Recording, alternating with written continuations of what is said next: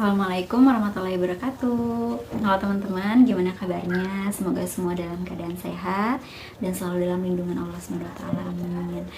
Jadi aku di sini mau mulai buat sharing lagi. Udah lama banget dan karena banyak banget yang DM ke aku, banyak yang cerita gitu kan pengalamannya gitu, Kak, kok aku udah pakai Ovutes, aku udah promil, aku udah minum vitamin, aku masih belum hamil ya gitu kan.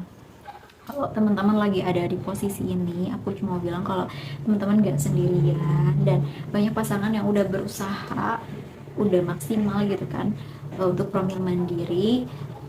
Cuman ternyata ada satu hal yang nggak kita sadari justru bikin peluang kecil gitu kan, peluang hamil jadi lebih kecil gitu kan. Nah, di sini aku mau bahas pelan-pelan mengenai 7 kesalahan promil yang mungkin nggak disadari gitu kan. Bukan untuk menyudutkan, tapi semoga bisa jadi evaluasi dan promil jadi lebih tepat lagi. Nonton sampai selesai ya. Untuk yang pertama itu adalah timing saat berhubungan. Nah, di sini eh, timingnya itu harus tepat, yaitu jangan banyak yang eh, terlalu dini atau terlalu awal ataupun malah terlewat masa ovulasinya. Nah, di sini idealnya itu dari H-2 ovulasi itu kita udah bisa berhubungan gitu kan. Memang tepatnya pas saat ovulasi. Cuman ketika ada satu dan lain hal, misalkan kita lagi LDM sama suami, H-2 atau H-1 itu masih bisa. Karena sperma masih bisa bertahan dalam rahim beberapa hari. Jadi ketika ovulasi masih ada cadangan sperma di rahim kita, yang siap membuahi gitu kan. Kalau pada saat ovulasinya kita tidak bisa untuk berhubungan gitu kan. Dan jangan sampai terlewat dari ovulasi karena seksual itu bertahannya nggak lama gitu. Jadi idealnya dia H-2 sampai dengan hari ovulasi. Kemudian yang kedua itu adalah terlalu bergantung sama Ovutes. Kita di sini perlu paham kalau Ovutes itu cuma sebagai alat bantu, bukan 100% penentu. Jadi ketika Ovutes positif, itu belum tentu kita mengalami ovulasi. Jadi ada hal-hal yang perlu kita kombinasikan. Kita lihat di diri kita, dari siklusnya, dari lendir sakit keluarnya gitu kan, nyeri saat ovulasinya gitu. Bahkan ketika ovulasi pun kita nggak pernah tahu sel telur kitanya memang sudah matang, baik, berkualitas atau tidak gitu. Untuk yang ketiga itu terlalu stres dan overthinking. Ini klise banget, tapi ini nyata. Jadi emang benar-benar stres itu tuh bisa mempengaruhi hormon gitu. Jadi diusahakan jangan terlalu banyak googling atau membandingkan diri dengan orang lain ketika lagi masa promil ini, karena itu membuat stres gitu, dan stres itu sendiri mempengaruhi hormon. Jadi ketika kita lagi berharap, jangan sampai itu menyakiti diri kita sendiri secara tidak langsung karena hal yang mungkin nggak kita sadari, kita sedang stres gitu kan. Dan yang keempat itu adalah terlalu fokus sama istri dan suami terlupakan. Di sini kita perlu pahami kalau keberhasilan kehamilan promil itu yaitu adalah perbandingannya 50-50 antara suami dan istri. Karena sperma suami itu juga sangat mempengaruhi kualitasnya, baik atau kurang baik gitu kan.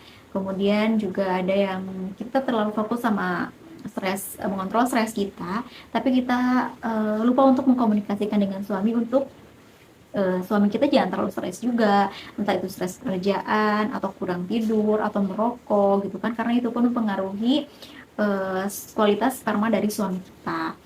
Terus yang ketiga tuh karena promil itu adalah kerja tim. Jadi nggak bisa kita cuman mengandalkan dari sel telurnya yang baik atau dari istrinya saja, tapi perlu dari keduanya. Perlu dari istri dan suaminya untuk sama-sama bekerja sama, karena ya ini kerja tim, butuh sel telur yang baik dengan kondisi tubuh yang baik dan butuh sperma juga yang berkualitas baik gitu, sehingga bisa lebih, peluangnya lebih besar untuk berhasilan promilnya gitu. Nah, yang kelima itu pola hidup yang dianggap sepele. Jadi di sini banyak yang aku udah minum vitamin kok gitu kan ya, tapi vitamin aja itu nggak cukup teman-teman. Jadi di sini kalau misalkan kita udah minum vitamin tapi masih kayak kurang tidur, begadang, terus makan junk food berlebih, terus kurang olahraga, kurang minum air putih gitu kan, hal-hal kecil yang mungkin kayak sepele itu tuh bisa mempengaruhi hormon yang nggak bisa kita lihat gitu kan, yang nggak kita sadari gitu kan. Dari hormon itu mempengaruhi siklus, mempengaruhi sahur kitanya gitu kan. Jadi itu hal-hal sepele yang ternyata penting untuk kita perhatikan juga gitu, diimbangi dengan ketika minum vitamin, tapi dengan pola hidup juga yang lebih sehat gitu. Kemudian yang keenam itu terlalu cepat tes. Nah, di sini tuh yang bikin mental drop. Jadi kayak idealnya tuh kita itu bisa tes itu di DPL 10 sampai DPL 14. Nah, kalau sebelum DPL 10 itu kemungkinan kalau kita tes pasti hasilnya negatif gitu kan, dan itu bisa saja negatif palsu. Bukan karena kita gak hamil, tapi kan masih proses nih kebuahannya dari tes keluar di belakang itu.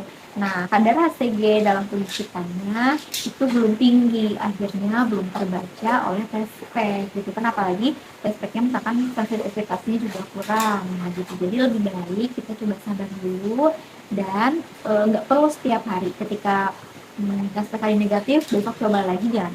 Kita coba sambil tenangkan diri, coba 3 hari lagi, coba tes pack lagi, karena kadar HCG itu akan meningkat setelah 3 hari kemudian gitu. Nah, dan yang terakhir, ini nggak kalah pentingnya dan banyak banget kita lupa, bukan lupa atau misalkan kayak perlu apa enggak ya gitu ya. Yang ketujuh tuh perlu evaluasi. Kita boleh promil mandiri, kita minum atau makan yang herbal, kita promil opetes segala macam, tapi kita pun perlu menargetkan untuk evaluasi.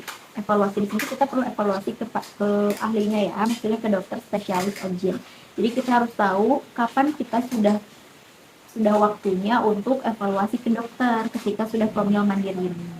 Nah, di sini biasanya kalau usia kita tuh di bawah 35 tahun itu misalkan kasih jarak 1 tahun untuk kita promil mandiri ini masih belum berhasil. Nah, kalau misalkan aku tuh kayak misalkan 6 bulan pertama tuh kita udah tahu nih, udah catat siklus headnya gitu kan, kita udah pakai output testnya, masih belum, kita coba lagi. Udah setahun ternyata masih belum, kita boleh coba evaluasi ke dokter. Sebenarnya banyak teman-teman yang kadang takut ketika cek ke dokter, takut ada masalah yang berat atau problem di tubuh kita gitu kan. Coba buat hilangin rasa takutnya dulu gitu kan, karena belum tentu ketika kita periksa tuh itu selalu karena masalah yang berat gitu kan. Kadang kita tuh cuma butuh arahan yang tepat gitu kan dari dokter.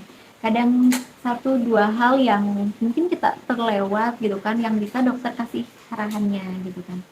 Kalau misalkan usianya udah 35 ke atas, coba mungkin 6 bulan promil masih belum, bisa untuk evaluasi ke dokter gitu teman-teman.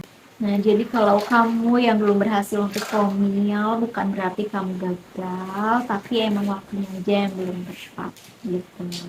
Terima kasih teman-teman yang udah nonton sampai selesai, yang udah nemenin sampai akhir.